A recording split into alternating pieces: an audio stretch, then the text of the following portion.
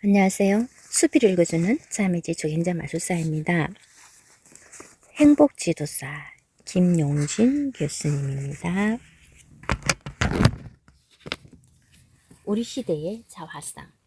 과학기술의 발달로 인해 노동시간과 분량이 대폭 줄어졌다. 그런 말미암아 노동으로부터 일부 자유로워진 현대인들은 번쩍이는 운명인이라는 명철을 가슴에 달고 유토피아 같은 세상을 만나 더 행복해진 것 같아 보인다. 그러나 현대인들이 과연 유토피아를 만났으며 현대 문명에서의 삶이 진정 행복하다고 말할 수 있을까? 우리나라에서는 정신질환으로 고생하는 사람들이 최근 10년 사이에 2배 가까이 늘었고 2011년도에는 우울증으로 병원 치료를 받은 환자가 130여만 명이나 된다.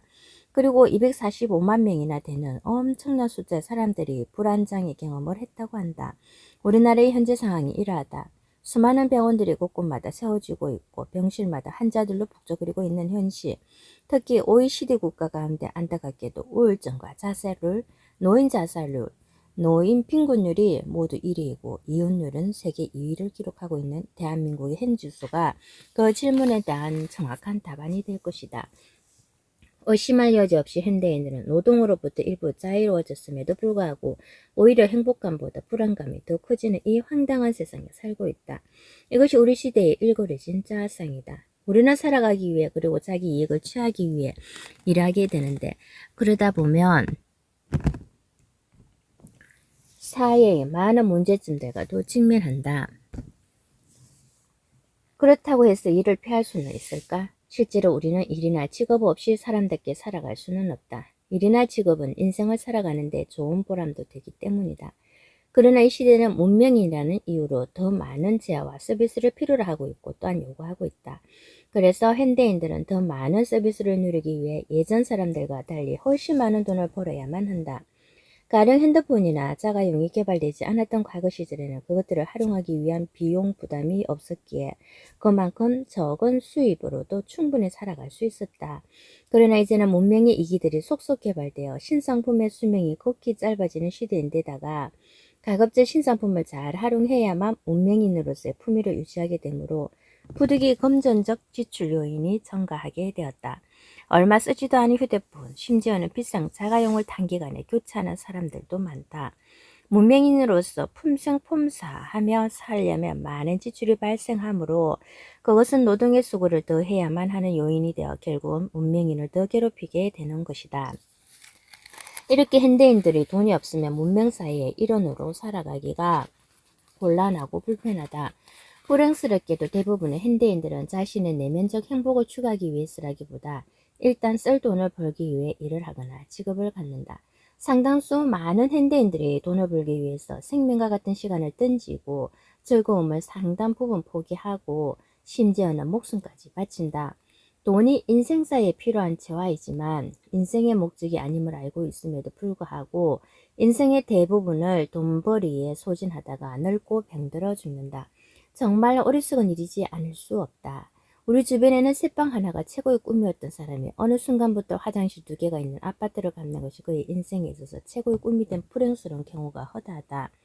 필자가 특강을 하면서 구체적인 행복이 무엇인가를 말하라고 청중들에게 질문하였을 때 상당수의 사람들은 잘 먹고 잘 사는 것이라거나 썸씀이에 구애받지 않고 경제적으로 풍요롭게 사는 것이라고 대답하였다. 농담이 아니다. 그들은 진지하고 솔직하게 대답한 것이다. 이것은 이른바 우리 시대 슬픈 자아상의 물질 만능주의의 종속화 현상이다. 과연 행복이란 것이 그저 그렇게 물질적 풍요로움으로 살아가는 것을 의미하는가? 그렇다면 물질적 풍요로움과 거리가 멀고 가난하여 헐벗고 지냈던 시절에는 불행했단 말인가? 배고픈 시절이 불행했다면 배부른 현재는 불행하다는 사람들이 없어야 한다. 그런데 현실은 그렇지 않다. 배부름과 행복, 풍요로움과 행복, 높은 지위와 행복은 결코 필요하지 않는다. 어느 기관에서 행복지수가 가장 높은 나라를 조사해 보았더니 2006년에는 바누아투가 1위를 차지했고 2009년에는 코스타리카가 1위를 차지했다. SK도 2009년 조사에서 우리나라는 68위라는 매우 저조한 평가를 받았다. 우리나라보다 훨씬 못 산다고 깔보았던 후지꾼들이 실제로는 우리나라보다 더 잘 사는 나라임이 드러난 것이다. 여기에서 우리는 물질적 풍요로움, 행복이라는 공식이 항상 진리가 아니기에 거짓 맹제임을 알 수 있다. 이렇게 불행한 일들이 많기 때문에 우리나라도 행복이 최고의 화두가 되고 있다. 이러한 일은 비단 우리나라만의 일도 아니다. 1990년대 중순부터 미국 하버드 대학교를 중심으로 긍정 심리학이 진지하게 논의되기 시작하면서 세계 전역으로 삶의 진정한 가치에 대한 논의가 시작되게 되었다. 그러한 학문적인 논의에 힘입어 많은 사람들이 인생을 행복하게 사는 방법이 무엇일까를 최대 관심사로 고뇌하고 있는 것이다. 필자가 충북 옥천에서 30대 초반이던 1992년도에 한남대학교 김세열 총장, 최경주 옥천군수, 옥천군 농촌지도소장 등과 손잡고 웰빙 먹거리 운동을 시작하였다. 필자는 그때 제법 많은 땀을 흘리며 고단한 농부의 삶도 살아보았다. 물론 그 당시에 세웠던 웰빙 농업을 완성하지 못하고 6년 만에 시골을 떠나왔지만 그래도 보람은 남아있다. 필자가 시골을 떠나온 지 몇 년 뒤인 2003년경부터 우리나라 곳곳에서 웰빙 문화가 대중적인 지지를 얻게 되었고 또 10년이 지난 이제는 그 속도가 급격히 빨라지고 있는 추세이다. 눈 깜짝할 세월에 초가집에서 웰빙 사회로 진입한 것이다.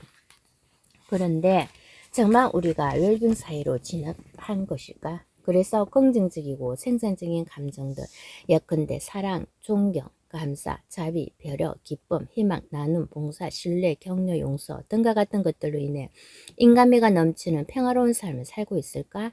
건강보험심사위원회 보고에 의하면 항생제 처방이 세계 1위인 대한민국, 1인당 연평균 투약일이 96일이나 되는 대한민국이라는 결과는 우리나라가 진정한 웰빙 사회로 진입한 것은 아님을 깨닫게 해준다. 철학자 임마누엘 칸트는 우리가 이 땅에 태어난 것은 행복하기 위해서가 아니라 의무를 다하기 위해서이다 라고 하였지만 나는 칸트의 이 말을 찬동하지 않는다. 제대로 된 사람이라면 행복한 삶이 보장되는 평화로운 세상을 진정 갈망한다. 그러한 행복이 제대로 실현되는 사회가 진정 웰빙 사회인 것이다. 행복하게 살고 싶은 욕망은 이성을 가진 모든 생명체가 꿈꾸는 욕구이다. 그러나 정작 행복은 수치상으로 평가되기도 어렵고 객관적 측정 방법을 만들기도 어렵다. 그래서 베노벤이라는 사회학자는 행복은 개인이 자기의 삶을 얼마나 좋아하는가의 문제일 뿐이지 행복을 평가하는 객관적인 척도는 없다라고 하였다.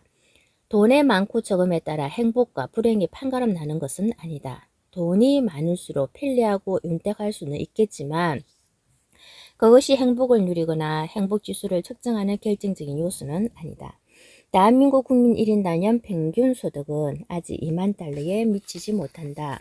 이것은 경제협력개발기구의 평균 소득인 2만 3천 달러보다 훨씬 낮다. 국민소득이 행복지수를 절대적으로 결정하지는 않지만 인간의 다양한 본능적 욕구를 돈이 어느 정도 해소해준다. 그래서 삶의 편리성이 함께 충족될 때 행복지수도 어느 정도는 높아진다는 점은 인정한다. 그러나 행복지수가 높은 사람들은 절대적으로 부유한 나라가 아니다. 대개 경제적으로나 문명적으로 뒤처진 국가들이 의외로 자살률은 무척 낮은 반면에 행복지수는 높다. 앞에서 언급했지만 바누아투, 코스타리카, 부탄과 같이 잘 알려지지 않은 평범하거나 가난한 나라들이 행복지수가 높으니 말이다. 개인적인 평가에서도 그러하다. 안정적으로 삶의 성공을 잘 이룬 사람들은 어떤 사람들이었을까? 여러 가지 연구 결과를 보면 놀랍게도 가장 평범하게 보이는 사람들이었다. 그들은 부유하지도 않고 특별하지도 않게 삶을 평범하게 살아갔던 사람들인데도 가장 안정적인 삶을 살더라는 것이다. 재산이 많아서 누리게 되는 물질적인 풍요로움은 오랫동안 유지될 수 있는 진정한 행복에 큰 추진력이 되지 못한다. 얼마 전 서울시에서 서울시민의 행복지수를 조사했다. 서울의 어느 지역이 더 행복할까? 부유층이 많이 사는 강남의 행복지수가 더 높았을까? 그렇지 않았다. 강남이든 그 외 지역이든 별 차이가 없었다. 이처럼 경제협력개발기구의 행복지수 조사 결과에서도 나타났듯이 부와 행복이 비례하지 않는다. 행복지도사의 길을 가르는 사람들에게 행복지도사 창시자로서 필자는 그 점을 가장 먼저 강조하고 싶다. 그런데 매우 다행스럽게도 돈이 행복한 삶을 보장할 것이라는 희망은 터져버린 풍선처럼 착각이었음을 깨닫는 사람들이 제법 많아지고 있다. 세상의 모든 것들을 돈으로 해결할 수 없다는 것을 보았기 때문이다. 우리 주변에 돈으로 되지 않는 것들이 얼마나 많은가. 작은 기쁨도 돈으로 되지 않는다. 하물며 생명과 같은 무형적 가치들은 그 누구도 돈으로 해결할 수 없다. 돈은 약간의 편리함이나 만족감을 제공할 수는 있겠지만 절대적인 행복을 제공하지는 못한다. 도리어 돈 때문에 고민하며 밤잠을 설치는 이들도 많다. 실제로 사회악의 원인들은 상당 부분에서 돈과 연관되어 있다. 더 많은 돈을 모으기 위해 선량한 부녀자를 납치하는 강도도 있다. 생명의 위협까지 서슴지 않고 고액의 이유를 요구하는 악덕 사채업자도 있고 사회 부조리를 눈 감고 뇌물을 주거나 받는 사람도 있다. 사람으로서의 존엄성을 상실한 사람들은 몇 푼 안 되는 돈 때문에 살인까지 감행한다. 돈으로 사람의 장기나 생명을 사거나 판다. 이렇게 돈을 더 가지려는 욕심 때문에 사람의 임금과 권리를 무자비하게 짓밟는다. 덜 짐승의 세계에서나 혹시 있을 법한 불행스러운 일들이 우리 사회에 범람하고 있다. 이것은 돈의 역기능을 절제하거나 제압하지 못한 까닭이다. 자, 그렇다면 이 사회의 구성원으로서 우리는 어떻게 해야 하나? 우리가 살아가는 공간이기에 곱비 빠지고 나사 풀리는 일탈사회를 그냥 내버려 둘 수 없다. 인간이라는 존엄성이 돈의 무게에 짓눌려 신음하며 질식사하고 있는 이 상황을 귀엽고 사랑스러운 후손들에게 넘겨주어서는 더더욱 안 된다. 그러는 우리들에게서 이 세상을 인수인계할 차세대 주인들이기 때문이다. 그래서 행복한 삶과 행복한 세상에 대한 비전을 바로 세우고 그것과 관련된 목표와 행동 강령들을 이웃들과 적극적으로 나누어야 한다. 그리고 행복감에 빠져 허우적거리는 자들에게 행복의 마스크를 씌워주고 행복이라는 영양주사를 놓아주어 행복에 감염되게 하는 행복 지도사가 되어야 한다. 행복 지도사가 우리 사회 구석구석에 많아질수록 우리가 살아가는 세상은 행복에 대한 희망으로 밝아지게 될 것이다. 우리는 후손들에게 존경스럽고 자랑스러운 조상이 되고 선배가 되어야 한다. 세상을 살리고 사람을 살리고 행복하게 하는 최고의 명품 인생, 행복 지도사로서 말이다. 인체 해부학적 이해, 인체 이야기. 행복은 추상적이기도 하지만 현실적이기도 하다. 행복은 인간으로서의 삶이 없이는 이야기할 수 없다. 육체를 떠난 영혼만의 행복은 현실에서 아무 의미도 없다. 몸을 갖고 살아가는 인간으로서의 삶에서 행복이 누려져야 진정한 가치가 있는 것이다. 그래서 행복을 이야기하려면 인간을 먼저 잘 알아야 한다. 인간에 대해 철학적 혹은 종교적 관점에서의 인식과 설명은 다음 장에서 하기로 하고 이 장에서는 인지해부학적 입장에서 인간을 살펴보고자 한다. 영혼이라든가 정신이나 마음 같은 부분들은 가시적으로 드러나지는 않는다. 그렇지만 그것들이 함께 공존하고 있는 육체 역시 인간의 한 부분이다. 그런데 행복 지도사가 인지해부학을 알아야 할 필요가 있는가? 당연히 필요하다. 인체의 구조를 잘 이해하는 것은 행복 지도사에게 매우 중요한 기초 과정이다. 비록 상당한 식견을 갖춘 의료인은 아니더라 하더라도 인체의 구조를 계략적으로라도 이해하여야 간호, 물리치료, 방사선, 응급구조, 임상병리, 피부미용, 치유위생, 보건행정, 체육이나 미술, 그리고 폭넓은 상담, 웰빙 특강까지 거침없이 진행함으로써 행복 지도사로서의 역할을 감당할 수 있게 된다. 인체는 무엇으로 구성되어 있을까? 인체는 매우 복잡한 구조적인 단계들이 결합되어 있는 존재이다. 인체는 신비 그 자체로 가득 차 있는 조직체이다.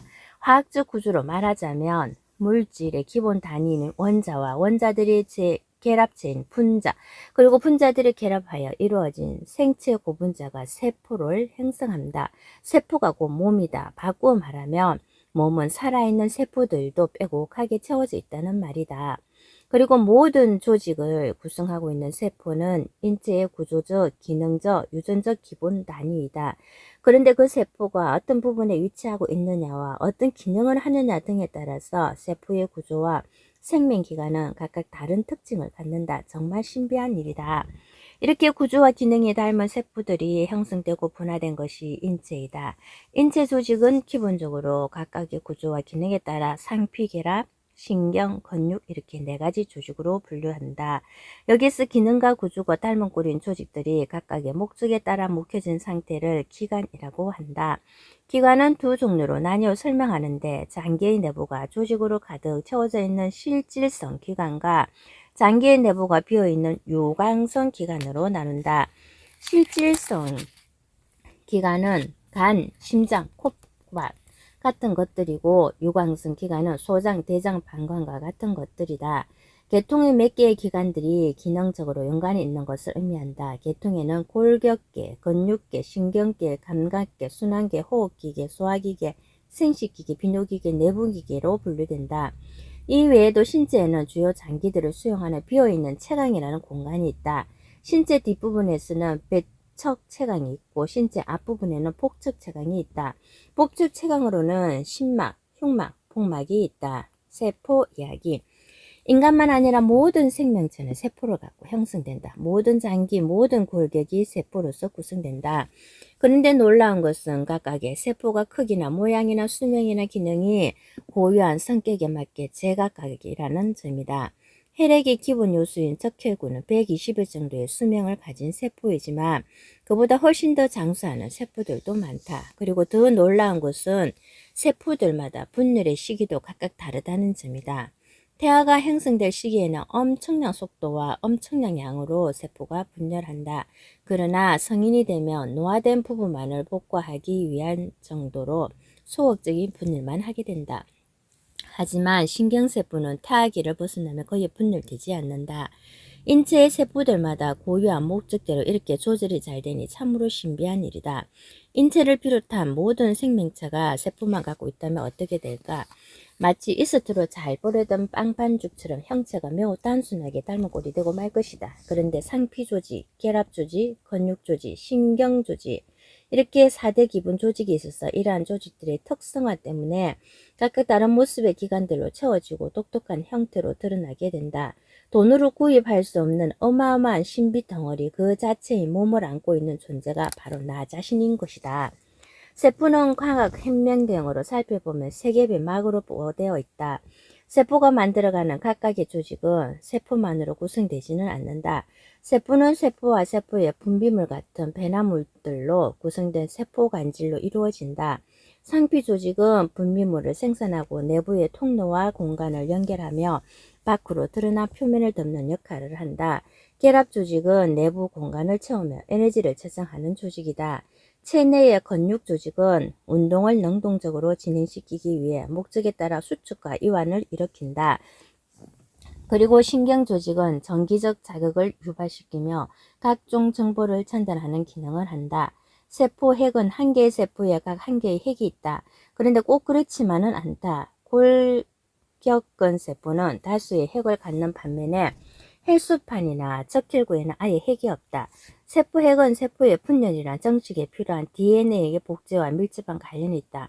그리고 세포의 각종 기능에 직접적으로 관여하는 효소 단백질의 생합성에 꼭 필요한 RNA를 합성하는 기능도 갖는다. 이러한 세포 60조 개가 인체를 형성하고 각각의 기능대로 의식과 행동을 가능하게 하니 대단히 경이롭다. 혈액과 림프로 구성된 액상조직. 인체에는 액체로 된 조직이 있는데 그것을 액상조직이라고 한다.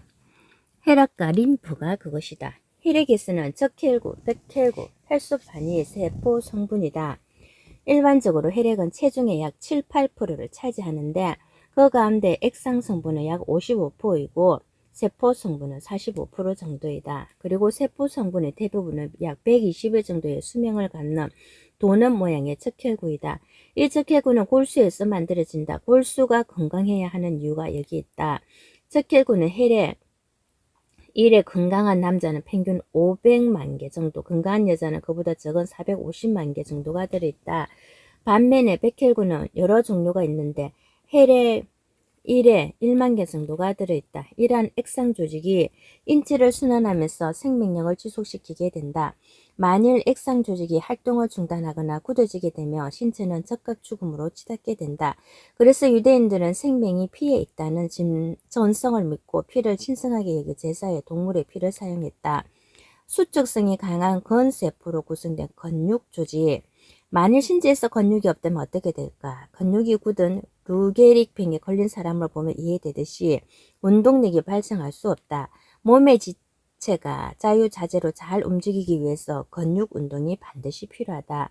근육은 수축성이 매우 강한 근세포로 이루어지는데 크게 골격근, 심근, 평활근 이렇게 세 가지 종류이다. 골격근은 뼈를 움직이게 하는 근조직이다. 관절 운동은 바로 이 골격근의 움직임으로 인해 가능해진다. 이러한 골격근은 내척수신경의 조종에 의해 운동을 일으키게 된다. 심근은 심장 운동을 일으키는 근육이다. 그래서 심장벽은 모두 심근으로 이루어져 있다. 심근이 평생 동안 1시간도 멈추거나 후화가지 않고 내 몸 안에서 뛰어주는 것은 정말 고맙고 놀라운 기적이지 않을 수 없다. 생명이 잉태될 때부터 심장은 뛴다고 본다면 심장은 인간으로서의 가치를 구현하는데 큰 공로자임에 틀림없다. 평활근은 내장근이라고 하고 골격근이나 심근처럼 가로 무늬가 없기에 평활근이라고 한다. 심근과 평활근은 자율신경의 지배를 받는다. 평활근은 혈관이나 방광, 소화관, 내장, 벽 등에 기여한다. 이렇게 각각의 근육들에 의해 인체의 각 기관들이 제 몫을 담당하게 된다. 그렇게 됨으로써 고통스럽거나 불쾌하거나 불편한 감정들이 인체에서 생겨나지 않는 것이다. 근육활동이 우리에게 안겨주는 행복감을 날마다 돈으로 환산한다면 불가능할 정도일 것이다. 생명 이야기. 인간은 어떻게 생겨나는가? 인간은 난자와 정자의 만남으로서 시작된다. 한 개의 난자를 놓고 수많은 정자들이 치열한 싸움을 벌이다. 그러다가 오직 난자가 마음을 열어 받아준 단 하나의 건강하고 멋진 정자만이 사랑에 골이 나여 생명체로 수정이 된다. 이것을 임신이라고 한다. 여성은 생리기간 동안에 약 500개 정도의 배란을 하게 된다. 난자는 여자로 태어날 때부터 100만 개를 선물로 안고 태어난다. 그리고 사춘기에는 40만 개로 줄어지며 그 중에서도 선택된 500개 정도의 난자만이 성숙해서 배란되는 것이다. 정자는 DNA라는 유전 정보가 들어있다. 체격, 성질, 체질 등의 무수한 정보들을 담고 있는 1.5m의 길이가 되는 유전자 설계도가 그 작고 작은 정자의 머리 부분에 낯선 구조가 아닌 하나의 선 모양으로 완벽하게 담겨져 있다. 정자는 60조나 되는 세포 중에서도 0.05mm로 제일 작은 세포로서 머리에 들어있는 유전 정보를 남자로 운반하는 역할이 사명이다. 남자가 한 번에 3억 개 정도의 정자를 사정하는데 그 엄청난 숫자의 정자들이 적극적으로 돌격을 감행하여 질에서 난간을 거쳐 수정 장소인 난간 팽대부에 도착한다. 그 과정 중에 대부분이 여성의 백혈구에 잡혀 먹히고 난간까지 도착하는 정자는 5,000개 이하로 줄어진다. 결국 3억이라는 경쟁자들을 물리치고 난자의 벽을 뚫고 들어가는 데 성공한 한 개의 승리자가 난자의 주인공이 된다. 엄밀히 말하면 정자가 난자를 정복한 것이 아니라 난자가 정자를 유입하여 선택했다는 표현이 맞다. 난자의 표면에 있는 산모가 정자를 잡아 끌어당기고 그 즉시 난자 주변에 단단한 수정막을 쳐서 다른 정자의 출입을 은검함으로써 수정이 되니 말이다. 이렇게 엄청난 경전들을 뚫고 임신으로 생명체가 시작되는 거 그 자체가 축복이고 환영받을 일륜지대 쌓인 것이다. 이미 임신된 것만으로도 치열한 경쟁사에서 일성을 이미 거둔 성자가 된 것이며 선택받은 행복자임을 꼭 명심해야 한다. 수정 이후 이어지는 과정도 영광스러운 생명 성리의 과정들이다. 난자 한 개와 정자 한 개가 결합하여 수정란이 되고 대략 수정된 지 6일이 지나면 자궁체의 후백에 착상하게 된다. 수정란이 자궁에 착상되고 나면 적극적으로 정식과 분화 과정을 통해 신생아로 출생하기 전까지 태반 안에서 어머니의 몸에서 제공된 영양분이 양수를 들여 마심으로써 행복이라는 꿈을 가진 사람으로 발육되게 된다. 수정 이후 약 2개월, 즉 8주까지는 배아라고 하지만 그 이후부터 태어나기 직전까지는 태아라고 한다. 배아와 태아를 구별을 하는 것은 수정 후 8주 정도가 되면 외관상 사람처럼 심장도 생기고 혈액의 순환도 보여지며 얼굴과 팔다리도 확연히 형성되기 때문이다. 배아나 태아는 자궁벽에 착상된 태반 안에서 자란다. 하지만 신기하게도 산모와 태아의 혈액은 직접 순환되지 않는다. 이것은 이 둘을 구별하는 상피가 있어 서로를 분리하기 때문이다. 태아집이라고 하는 태반은 280여 정도 생명체를 양육하는 집으로서의 기능을 잘 수행한 후 태아가 분만되고 나며 자궁벽에서 저절로 떨어지고 자궁 밖으로 배출된다. 이때 태반은 18cm 정도의 지름에 5에서 600g 정도의 무게가 되고 중심부의 두께는 2-3cm 정도가 된다. 태아는 3개월 정도만 되어도 제모가 생기고 생식기를 통해 성별 구별이 가능하다. 이 시기에는 신장이 10cm 정도이고 몸무게는 50g도 안 된다. 4개월 정도 되면 태아는 태동을 시작한다. 이때의 태아는 입이나 코가 벌러지고 얼굴에는 솜털이 자르며 피부색이 붉게 된다. 이 시기에 사람의 형체를 거의 갖추게 된다. 그래서 이 시기에 태아가 죽게 되면 사산이라고 하는 것이다. 태아가 5개월이 되면 근육 운동을 하게 된다. 그래서 산모는 태아의 운동을 느낄 수 있다. 신장은 비록 25cm 정도이지만 손톱과 발톱이 생겨나고 이로부터 한두 달이 지나면 머리카락도 자란다. 그러나 이때까지는 미숙아라고 한다. 8개월이 되면 보통 2500g의 무게로 성숙하게 되는데 이때 출생하게 되면 조산아라고 부른다. 임신 9개월이 되면 그동안 덮여있던 솜털이 사라지게 되고 이후 임신 10개월 즉 280일 정도 기간을 거친 후 출생하게 되는데 50cm 정도의 신장의 남자아이는 평균 3.3kg의 몸무게를 갖는다. 출생과 출생 인간으로서의 출발은 언제부터일까? 생명체가 수정되는 순간부터 인간이기는 하지만 그것은 예비 인간이라고 할 수 있다. 인간으로서 정식 대접을 받으려면 출세라는 과정을 통해 공인되어야 한다. 출세란 무엇인가? 어머니의 자궁에서 자궁 밖 세상으로 태어나는 것이 출세이다. 출세는 정말로 엄청난 감격 그 자체이다. 3억 개 정도나 되는 숱하게 많은 형제 정자들과의 추격전에서 당당히 승리하여 수승이 되었고 그리고 그 후 280여 일간 사람으로서의 모습을 갖추느라 단 하루도 쉬지 않고 밤낮으로 분화와 성장을 계속했지 않은가. 그렇게 고난의 순간을 잘 이기고 좁은 질 밖으로 한순간에 그 커다란 머리를 쑥 내어밀고 세상에 나왔으니 출세한 것이다. 비록 놀라서 울기도 하고 감격스러워서 울기도 하지만 그렇게 태어났으니 먼저 태어난 선배들은 박수치며 환호하며 축하하는 것이다. 출세는 나중에 하는 것이 아니다. 이미 누구라도 태어나는 순간 3억이라는 경쟁자를 물리쳤고 열단갈 자기 가치를 만들기 위해 한눈 팔지 않고 쉴 수 없이 달려와서 마침내 인간의 몸과 마음으로 잘 출생했으니 만인에게 축하받아야 할 행복한 인생이 된 것이다. 어린 아이가 태어나면 달려가서 축하해주고 축복하는 까닭은 엄청난 고난을 극복한 승리자로 출세했기 때문임을 반드시 기억해야 한다. 그래서 모든 신생아는 무조건 축하를 받아야 한다. 그렇게 형성된 고귀한 생명으로 성공하여 태어났기 때문이다. 이렇게 태어난 아이를 생후 4주까지는 신생아기라고 하고 생후 4주부터 1년까지 영아기, 생후 1년부터 12, 13세까지 소아기로 분류한다. 그런데 사춘기는 성별에 따라 조금 다르다. 남자아이는 16세이고 여자아이는 15세이며 남자아이보다 여자아이가 더 빨리 사춘기에 접어든다. 사춘기 이후 20세까지 청년기라고 하고 20세 이후로 성인기, 60세 이후로 노는기라고 부른다. 출생지 3.3kg 정도의 몸무게가 20년 정도 지나 성인이 되면 약 20-30배 정도로 늘어난다. 키도 50cm에서 대략 3.5배 정도 자란다. 출생시 피부 표면적은 약 7배로 자란다. 출생시 약 20조개의 세포가 20살이 되면 약 60조개로 3배 정도 늘어난다. 인체학적으로 그렇지만 인지 발달이나 사고력, 감성지수 등 인간으로서의 특성들을 신생아와 성인을 상호 비교하며 주판과 수포 컴퓨터의 차이 이상으로 어마어마하게 변화되어 있음을 알 수 있다. 이것을 돈으로 환산한다면 계산 불가능한 것이다. 그래서 인간의 가치는 하나님이 독생자 예수를 주면서까지 구하고자 했을 정도로 무한대이다. 골격, 인체의 기둥들. 필자가 군에 있을 때 들은 이야기 있다. 초승달이 비치는 어두컴컴한 밤에 바다에서 정체불명의 생명체가 육지로 상륙하는 것을 발견한 어느 부대 초병이 간첩이라고 생각하고 즉각 총으로 대응 사격을 가했다. 그러나 한참 뒤 총에 맞은 그 생명체가 다시 꿈틀거리며 움직여 다가가서 최종 확인해보니 커다란 문어였다고 한다. 총에 맞은 문어였지만 뼈가 없어 생명이 붙어있어 움직이더라는 것이다. 문어와 달리 사람들은 뼈, 즉 골격을 갖고 있다. 사람은 모두 몇 개의 뼈가 있을까? 정상이라면 206개의 뼈로 인체의 각 지체가 서로 긴밀히 그리고 든든히 연결되어 있다.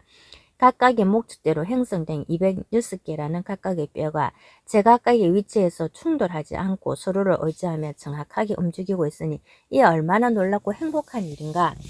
더구나 걷거나 뛰거나 각종 운동과 다양한 자세를 취하면서도 내 몸속에 206개의 뼈 조각들이 과학적이고 체계적으로 잘 연결되어 무리 없이 수십 년간 수십 킬로그램이나 되는 몸무게를 지탱하며 움직이고 있다는 사실을 생각하면 내 몸 그 자체만도 폭덩어리인 것이다.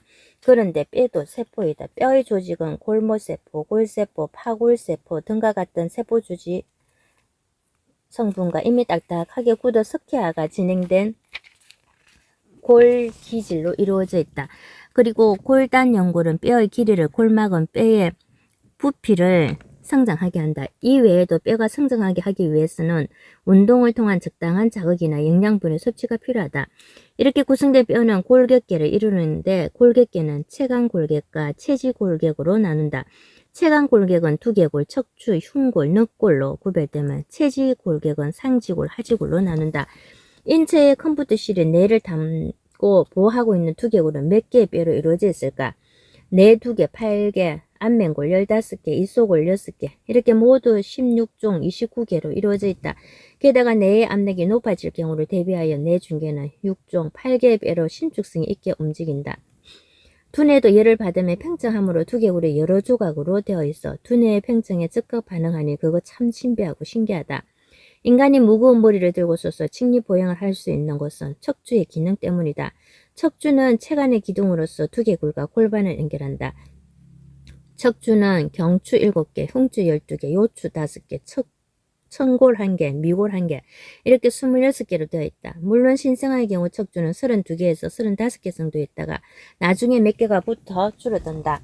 천골은 본래 1개가 아니라 천추 5개가 붙어 하나가 된 것이고 미골은 6개 미만의 미추가 점차 성인으로 자라면서 붙어 1개의 미골이 된 것이다.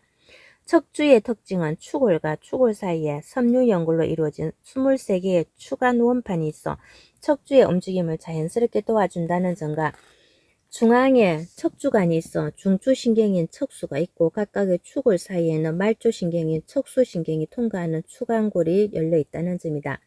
척추는 인체의 운동과 신경 전달 등에서 중추적인 기능을 담당하는 충신이라고 하겠다. 그리고 인체에서 흉골은 1개이고 갈비뼈라고 말하는 늑골은 14개로 구성되어 있다. 이상이 체간골격에 대한 설명이다. 세밀하게 인체의 자극 기능을 분업화한 골격이 체지골격이다. 만일 체지골격이 없다면 팔다리가 없다는 말이 된다. 체지골격은 상지대 4개와 자유상지골 60개, 이렇게 64개의 상지골과 하지대, 즉 골반대 2개와 자유하지골 60개, 이렇게 62개의 하지골로 이루어져 있다. 상지의 골격은 총 64개이다. 좌측에 32개, 우측에 32개로 대칭을 이룬다. 상지골에는 상지대와 자유상지대가 있다. 상지와 체간의 결합을 담당하는 쇄골 2개와 견갑골 2개를 상지대라 한다.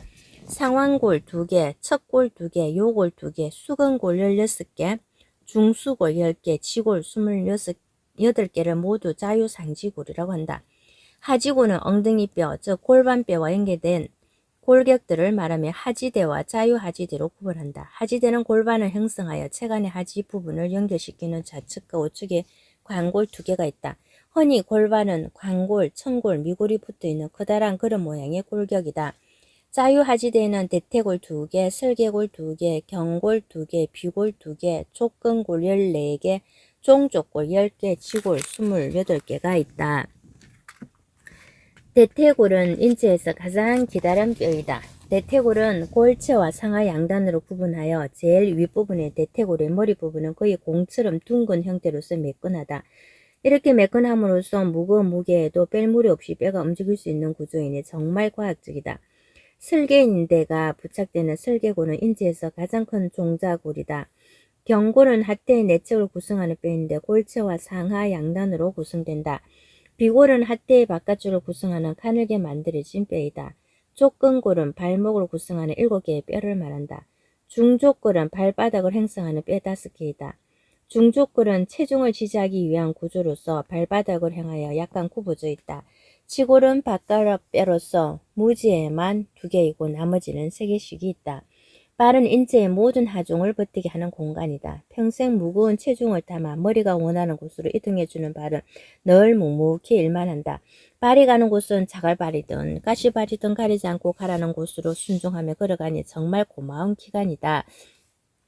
정상적인 발은 체중을 완충시키기 위해 휘어져 있어 땅바닥에 발바닥이 닿았을 경우 공간이 생긴다.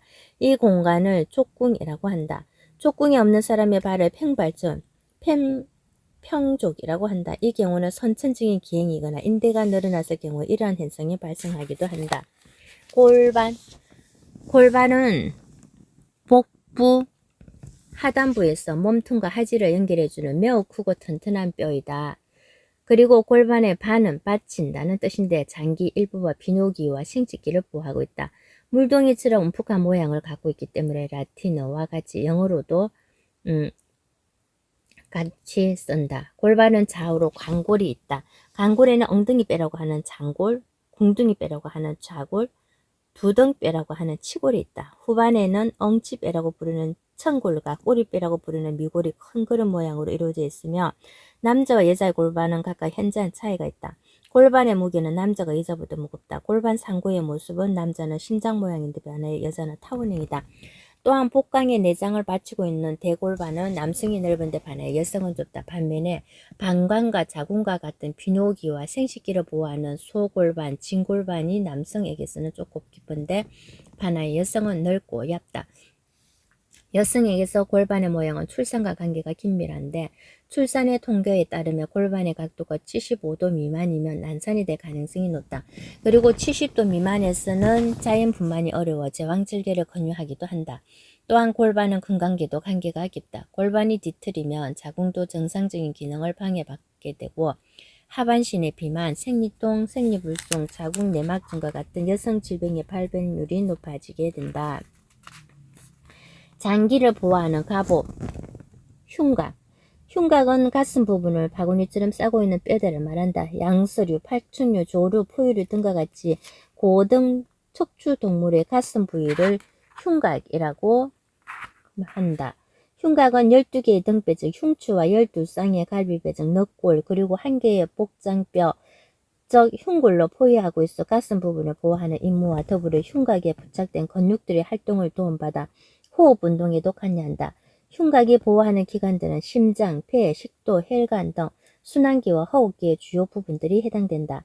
이처럼 인체의 주요 장기들은 모두 뼈로 보호되고 있다.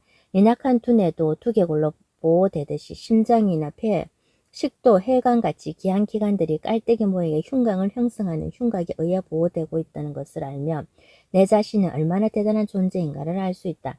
흉곽이 건강하고 튼튼해야 중요한 장기들이 안전하게 보호된다.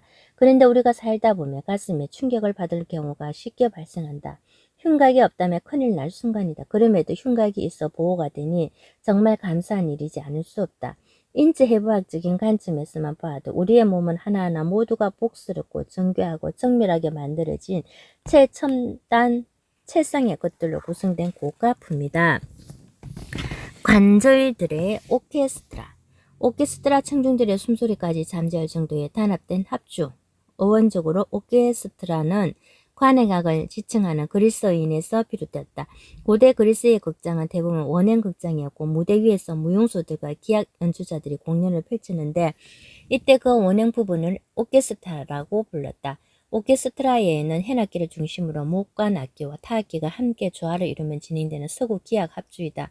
현악부에서는 최소한 한 파트당 2명 이상의 연주자가 함께 연주를 함으로써 관중들의 시청각적 감각을 최고조로 끌어들인다. 그런 의미에서 필자는 관절들의 활동을 오케스트라와 비교한다. 관절이 없다면 인체의 뼈는 뿌드득거리고 마찰음과 통증으로 인해 불편한 삶을 살게 된다.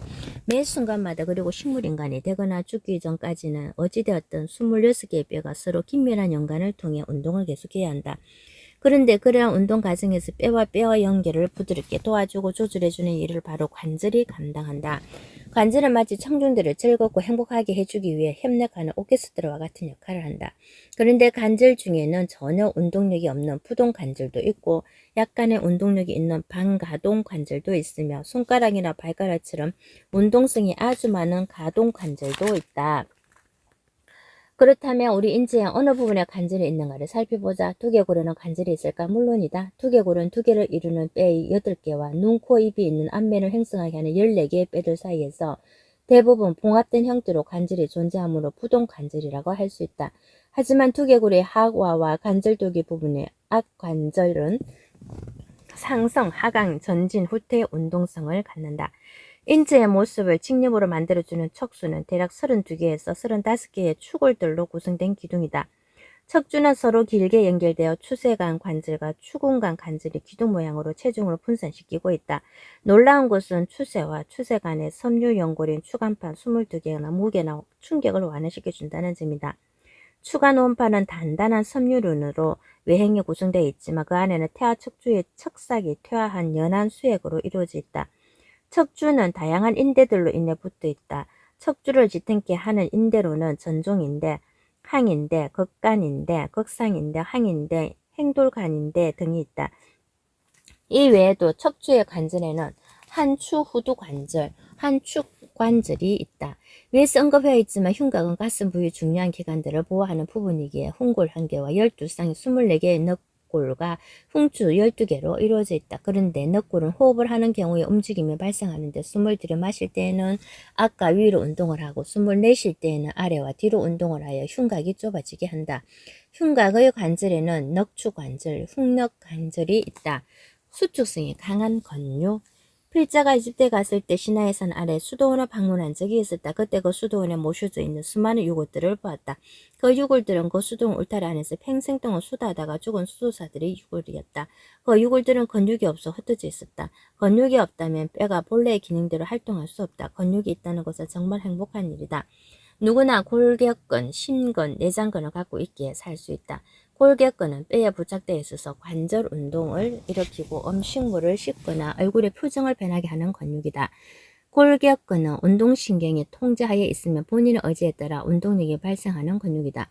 심근은 한마디로 심장의 벽을 의미한다. 심근은 골격근처럼 운동신경의 통제를 받는 것이 아니라 자율신경계의 통제를 받음으로 자신의 의지대로 움직이는 근육이 아니다. 만약에 심근이 운동신경의 통제 아래에 있다면 얼마든지 자신의 의지대로 심장 운동을 중지시킴으로써 자살을 할 수 있다. 그러나 조물주는 인간만 아니라 모든 생명체들의 자살을 금지하셨기에 어떤 생명체라도 운동신경이 아닌 자율신경의 통제를 받으면 심근이 움직이도록 조정해 놓은 것이다. 내장근은 유광선 기관, 저, 위, 장, 혈관, 요관, 방광, 난관, 자궁 등과 같이 관으로 된 기관의 벽에 있다. 순환과 생명력. 사람의 몸은 무엇으로 사는가? 인체는 산소와 영양소의 순환으로 살아간다. 인체가 건강과 생명력을 유지하려면 일단 이 두 가지가 무조건 우선적으로 필요하다. 인체의 물질 대사를 일으키는 이 두 가지가 중단된 경우를 가정해보자. 공기가 없다면 먹거나 마시지 못한다면 얼마 가지 않아 죽음이다. 우리가 음식을 먹었을 때 소화기관에서 영양분을 흡수한다. 그리고 동시에 폐를 통해 흡수된 산소가 영양분과 함께 척결구에게 업혀 신체 내 각각의 세포에까지 적절하게 전달된다. 신체 활동에 꼭 필요한 에너지가 계속 이러한 방식으로 공급되는 것이다. 반면에 공급만 되고 배출이 되지 않는다면 어떻게 될까? 당연히 질병과 죽음이 친구하자고 덤벼든다. 배출 기능에 문제가 생기면 사형 선고를 받은 셈이 된다. 그런데 매우 다행스럽게도 각 세포와 조직에서 발생된 찌꺼기들과 CO2는 폐와 신장을 통해 자동 배출시켜 버리게끔 인체는 원수톱 자동 최첨단 시스템으로 운영되고 있다. 이렇게 인체 구석구석에 에너지원을 보내고 제거하는 작업을 순환이라고 하고 이러한 순환을 통해 생명력이 지속되는 것이다. 인체가 필요로 하는 대부분의 에너지들은 혈액의 순환 과정을 통해 공급된다. 혈액은 인체에게 에너지를 공급하는 매우 중요한 통로이고 일꾼이다. 만일 혈액의 흐름이 중단된다면 장기나 기관, 더 나아가 인체 전체적으로 죽게 된다. 그것은 인체의 수많은 세포와 조직 사이에 영양소와 산소를 운반하는 작업이 중단되기 때문이다. 신비하게도 인체는 몸 밖과 몸 안의 접촉이 바로 이 혈액이라는 액체 성분을 통해 이루어진다. 그래서 피에 생명이 있다는 유대인들이 이해 방식이 현대 과학적 사실로 입증되는 것이다. 그런데 혈액량은 대부분 남자보다 여자가 조금 적은 편이다. 또한 혈액량은 신체의 체중에 비례한다. 보통 남성은 6리터 미만이고 여성은 5리터 미만이다. 남성의 혈액량이 더 많은 것은 남성의 활동량이 여성보다 훨씬 많기 때문에 그만큼 산소나 영양소의 공급도 많이 필요하기 때문이라고 생각한다. 인체 내에서 혈액은 매우 중요한 일을 감당한다. 심장에서부터 강제로 방출된 혈액은 동맥이라는 혈관을 타고 각각의 세포와 기관에까지 돌아다니며 영양소와 산소를 전달한다. 그리고 혈액은 노폐물을 운반하면 호르몬과 같은 세포 생산물을 운반하고 인체 조직을 pH 조직을 통해 출생 시부터 이미 프로그램화되어 있는 인체의 항상성을 유지시켜준다. 또한 혈액은 독성 물질이나 감염 물질로부터 생체를 보호하는 작용도 하며 혈액의 응고나 기전에 의해 체액이 손실되는 것을 방지하기도 한다. 이 외에도 정신적인 부분과도 연관이 있다고 볼 수 있다. 즉, 혈액은 감정, 생각, 느낌과 같은 다양한 정보를 전달한다. 이렇게 소중한 혈액은 무엇으로 구성되어 있을까? 혈액은 고형 성분이 혈구세포와 액체 성분이 혈장으로 구성되어 있다. 전체 혈액의 절반 이상이 혈장인데 혈장의 90% 정도는 수분이다. 혈구세포는 혈액의 절반에 조금 모자라는 양이면 혈구세포의 대부분을 적혈구세포가 차지하고 있다. 적혈구는 산소나 탄산가스를 이동시키는 수단을 하는데 남자가 여자보다 적혈구수가 더 많다. 혈소판은 혈전과 혈액이 응고하는 것과 관련이 되며 백혈구는 체내에 침투한 세균이나 바이러스를 퇴출하는 전투병의 역할을 감행한다. 백혈구는 과립구와 무과립구로 구별되면 과립구에서는 호중구, 호상구, 호영구가 있고 무과립구에는 단핵구와 림프구가 있다. 혈관은 크게 지름 1cm 이상인 동맥 1cm 이하인 정맥 미만의 모세혈관으로 나눈다. 비교적 깨끗한 피가 흐르는 동맥은 심장에서 말초세포에까지 연결되는 원심성 혈관을 말한다. 동맥은 손상이 되면 생명에 큰 위험 요소가 되므로 대체로 근육 깊이 위치하여 외적인 손상에 덜 영향을 받게끔 되어 있고 동맥 혈관의 벽은 높은 압력을 계속 견뎌하므로 정맥에 비해 매우 두꺼운 편이다. 정맥은 세포에서 영양소와 산소를 빼앗기고 도리어 찌꺼기를 안고 돌아오는 혈관이다. 동맥은 심장의 펌프질로 인해 혈액이 분출되는 것이다. 그렇지만 정맥은 근육의 이완과 수축 작용을 통해서 피가 혈관으로 고여 심장으로 떠밀려 돌아가는 순환 방식을 따른다. 그런 관계로 압력이 높아 지압이 잘 안되고 분수처럼 분사되는 동맥과 달리 정맥은 압력이 낮은 혈액을 분반시키므로 지혈이 잘 되는 것이다. 내피세포가 아닌 모세혈관은 소동맥과 소정맥을 연결하는 가장 작은 혈관이다. 모세혈관은 10 미만의 굵기이며 1개 정도의 적혈구가 통과할 정도의 굵기이다. 반면에 모세혈관의 벽은 매우 얇아서 조직과 모세혈관 사이에 가스나 영양분 및 노폐물의 이동이 쉽게 이루어지도록 되어 있다. 하지만 매우 신비하게도 조물주는 인체의 생명에 관계된 적혈구와 혈장 단백질 같은 것이 모세혈관을 통해 쉽게 배출되지 못하게끔 장치해 놓았다. 적혈구나 혈장 단백질은 모세혈관의 내피에 손상이 발생되어야만 모세혈관은 빠져나가기 때문이다. 정말로 놀라운 장치이다. 이렇게 놀라운 장치를 담고 있는 것이 내 몸이라는 것을 안다면 몸에 해를 가하는 악을 범할 생각을 할 수 없다. 또한 인체의 엔진 역할을 하는 심장은 매우 중요한 기관이다. 혈액과 혈관에 아무 장애가 없다고 하더라도 심장이 마비되거나 죽으면 인체의 숱한 장기들은 모두 소용이 없게 된다. 심장은 펌프 작용을 통해 혈액이 온몸으로 뻗어나가도록 하며 순환 이후 돌아오는 혈액을 받아 다시 따뜻하게 되어 순환을 도우며 평생 운동하는 근육성 기관이다. 참으로 고마운 기관이 심장인 것이다. 심장은 태어나서 죽는 날까지 한 번도 중단하지 않고 박동한다. 만일 심장이 제대로 박동하지 아니하고 불규칙하게 박동하게 되면 혈전이 생겨 중대한 질병을 일으키거나 심지어 사망에 도달하게 된다. 심장은 위쪽에 2개의 심방이 있고 아래에 2개의 심실이 있다. 그리고 심장에는 2종 4개의 판막이 장치되어 자동으로 작동한다. 영양분의 흡수. 모든 생명체는 먹는 일을 포기할 수 없다. 인체도 마찬가지이다. 음식을 섭취하며 물리화학적인 분해를 통해 잘게 조각난 영양소가 꾸준히 흡수되어야 한다. 이러한 과정을 소화계가 담당하는데 소화계에는 소화관과 소화를 돕는 기관인 소화선이 있다. 소화관은 구강에서 시작하여 인두, 식도, 위, 소장, 대장, 항문으로 연결된다. 소화선은 침샘에서 분비되는 침, 간, 썰개, 췌장으로 구분된다. 자, 그럼 소화계를 개론적으로 살펴보자. 소화에 있어 해어 기능은 참으로 중요하다. 만일 해가 없다면 음식을 먹을 수 있을까? 그냥 꿀떡 집어 삼킬 수는 있겠지만 맛을 느끼지도 못하고 말을 할 수도 없게 된다. 또한 해가 없으면 음식을 입안에서 굴리고 식도로 밀어넣는 작업이 곤란해진다. 신기하게도 햇바닥에는 많은 돌기가 돌출되어 이러한 작업을 돕고 있다. 위는 2리터 내외의 내용물을 담을 수 있을 정도로 신축성이 강하다. 위는 식도와 십이지장 가운데에 걸쳐 있으면 내벽은 점막주름으로 형성되어 있다. 위는 위산을 분비시켜 위에 담겨진 음식물을 소화시키는 작업을 분담한다. 그리고 어느 정도 시간이 지나면 유문이 열려져 음식물을 십지장으로 흘려보내게 된다. 소장은 위에서 내려온 음식물을 소화시키고 영양소를 흡수하는 곳이다. 대개 소장의 길이는 6mm 이상인데 한 뼘 이상 정도의 길이 인 12지장과 공장, 해장을 합쳐서 소장이라고 부른다. 소장과 연결된 대장은 소화관의 종길 부분이 된다. 직경이 2.4cm 정도인 소장과 달리 대장은 직경이 7cm 정도로 크다. 대장의 길이는 2m 미만이다. 대장에서는 음식물의 소화나 흡수 과정이 없으며 수분이나 염분을 흡수시켜 음식물 찌꺼기를 농축시켜 항문으로 배출하는 작업을 한다. 대장은 맹장, 결장 그리고 항문 직전인 직장까지를 의미한다. 인체에서 가장 큰 분비 작용을 하는 기관으로는 어떤 것이 있을까? 당연히 간이다. 간은 보통 1.2에서 1.5kg이나 되는 제법 무거운 장기이다. 간은 행경망 바로 밑에 있으며 겉으로 봤을 때 우처, 젖가슴 아래에 있는 갈비뼈 안쪽에 위치한다. 간은 각종 영양소의 대사 기능, 각종 영양소의 저장 기능, 지방의 소화 기능, 인체 내에 필요한 물질의 합성 기능, 해독 작용 등의 역할을 감당한다. 한마디로 외부로부터 유입되는 해로운 물질로부터 인체를 보호하는 데 몸을 바쳐 쉴 틈도 없이 헌신하는 장기가 간이다. 이렇게 간은 매우 소중한 장기이기에 복막에 쌓여 오른쪽 위에서 왼쪽으로 너꿀 뒤에 숨겨져 보호를 받는다. 해부학적으로 보면 간은 사엽으로 이루어져 있으며 산소가 풍부한 혈액을 심장에서 전달받는 간 동맥과 영양분이나 대사물질, 독소 등을 운반하는 문맥혈관이 연결되어 있다. 호흡.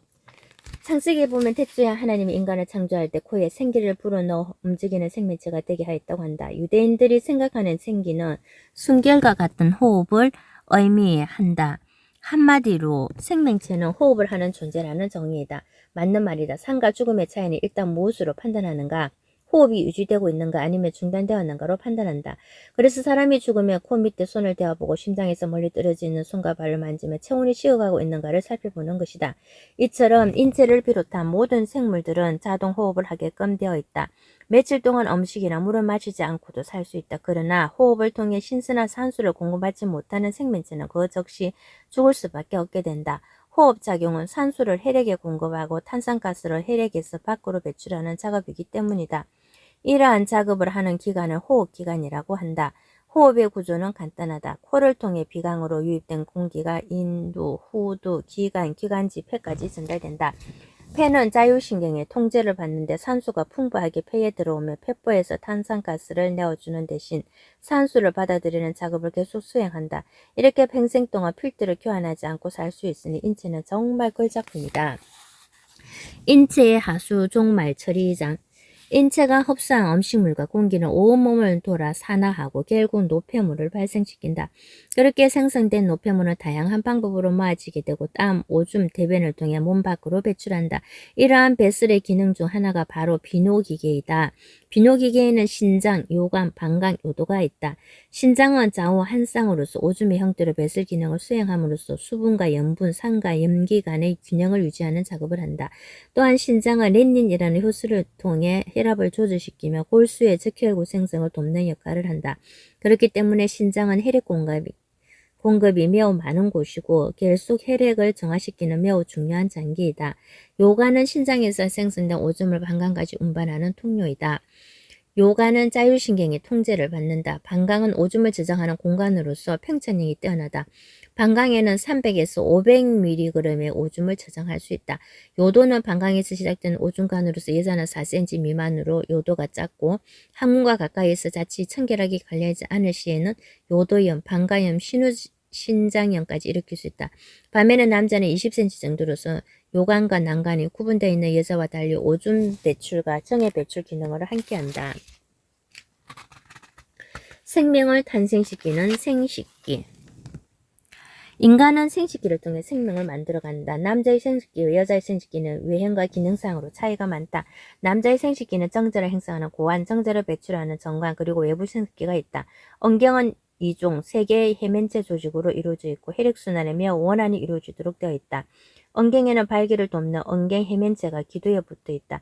엄낭은 고환, 부고환 및 정관을 싸는 주문이다. 정자의 생산은 고환에서 이루어지고 전립선이나 정낭은 정액을 생산한다. 그리고 생산된 정액을 신선하게 보관하도록 몸 밖으로 엄낭이 돌출되어 있으며 엄낭의 신출력이 또한 매우 높다는 점이다.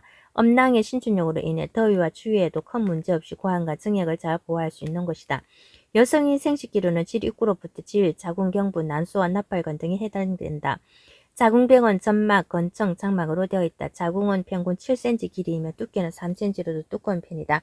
난소에서 난자와 여성 호르몬 에스트로겐을 생성하고 여포가 커서 폐란을 하며 항체로 된다. 그리고 항체에서 프로게스테론을 분비한다. 에스트로겐은 여포와 난자를 성숙시키고 프로게스테론은 임신을 유지시킨다. 자궁 내막은 주기 중인 배란을 겪는데 배란과 함께 월경을 하기 때문에 여성은 평생 400개 정도의 월경을 한다. 최첨단 정보 고속도로. 인체는 수많은 신경들로 인해 최첨단 정보를 신속하게 교환한다. 이러한 최첨단 정보 고속도로망이 신경계이다. 신경이란 수백 개에서 수천 개의 뉴런에 속하는 한 다발로 길게 늘어진 축색들로서 환경이나 척수에서 진행되는 것을 뇌나 척수로 전달하는 구심성 뉴런과 뇌와 척수로부터 운동을 조절하는 근육과 아울러 소화기관, 심장, 방광 등의 신호를 전달하는 원심성 뉴런으로 그 기능이 구분된다. 신경계는 체내 혹은 체외에 여러 가지 자극을 수용하여 중추로 보내며 중추에서 받은 정보를 분석하여 적절한 반응을 일으켜 신체적 변화가 일어나게 한다.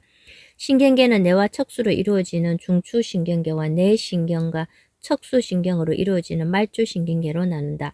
뇌는 전뇌, 중뇌, 후뇌로 구별하며 척수는 뇌의 2% 정도의 용적으로서 대략 25kg의 무게이다. 말초신경계는 운동신경을 다루는 체성계와 감각신경을 다루는 자율계로 구분한다. 자율신경계는 중추신경계와 말초신경계에 모두 분포한다. 자율신경계에는 교감신경과 부교감신경으로 나눈다. 교감신경은 심박동을 촉진시키고 피부와 장에 있는 모세혈관을 수축시키며 혈압을 상승시키고 심박수가 높아지게 하며 흥분되게 만든다. 반면에 부교감 신경은 에너지를 보존하고 저장하며 심박동을 안정시키고 동공을 축소시키며 휴식 상태를 유지하게 한다. 지금까지 우리는 인체 해부학적 차원에서 인간의 몸을 개론적으로 이해해보았다. 그러면서 인체는 단순히 고기 덩어리가 아니라는 것을 알게 되었다. 인체에는 현대과학으로 설명하지 못하는 물질적 차원에서 검증하기 어려운 신비한 부분들이 너무나 많다. 생명을 어찌 현미경으로 찾아볼 수 있으며 기쁨이나 슬픔이라는 감정을 어찌 실험실에서 무게로 달아낼 수 있을까? 그렇기 때문에 인체 해부학적으로만 인간을 이해한다는 것은 어불성설이다. 인간은 단순히 세포 덩어리만은 아니기 때문이다. 팔이 잘려지고 다리가 잘려져도 죽지만 않으면 인간으로서의 역할을 수행할 수 있으며 여전히 인간의 존엄성을 갖고 있다. 그런데 바로 그러한 점을 인식하고 인실론적 차원에서 인간을 이해하고자 했던 시도들이 순수 철학자들에 의해 있어 왔다. 그들이 행위상학적이든 아니든 간에 유신론자이든 무신론자이든 간에 인간에 대한 비물질적 차원에서 이해하고자 했다. 그리스인들에게서는 아르케란 무엇인가에 대한 논의로 중국의 노자에게서는 도가 무엇인가라는 화두로서 시작되었고 그와 관련되어 인간의 정신적인 면을 찾아보고자 했다. 그들의 사상은 현대 철학에서도 다양한 분야까지 관련시켜 사고의 지평이 넓어지고 있으며 인간의 실존에 관한 깊이 있는 이해를 요구하는 시대가 되어가고 있다. 그래서 다음 장에서는 조금 어렵겠지만 행복지도사들이 알아야 할 인간에 대한 철학적 이해를 개론적으로 살펴보고자 한다.